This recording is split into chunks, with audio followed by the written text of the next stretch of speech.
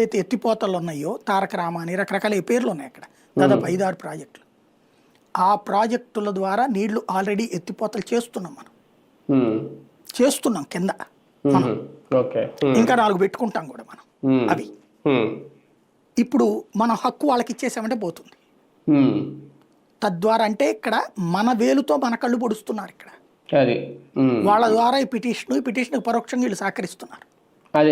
రాయలసీమ ఎత్తిపోతల పథకం విషయంలో స్వయంగా చంద్రబాబు మాట్లాడి, రామానాయుడు మాట్లాడి, ఏబి వెంకటేశ్వరరావు లాంటి వాళ్ళతో మాట్లాడిస్తున్నారంటేనే మన ప్రయోజనాలు తీసుకెళ్లి తాకట్టు పెట్టేస్తున్నాం మనం. అంతే. ఎవడన్నా ప్రపంచంలో ప్రాజెక్ట్ వద్దన్నటువంటి సన్నాసి ఎవడుండడు నాకు తెలిసి. ప్రాజెక్ట్ వద్దని చెప్పడం ఏంటండి? అది కూడా పైన ఎత్తేస్తుంటే కింద నుంచి తీస్తుంటే దానివల్ల ఉపయోగపడదని చెప్తే ఏముంది నీ దగ్గరికి ఉపయోగం? అదే అంటే నిన్న అదేదో భలే విచిత్రమైన మాట మాట్లాడారు.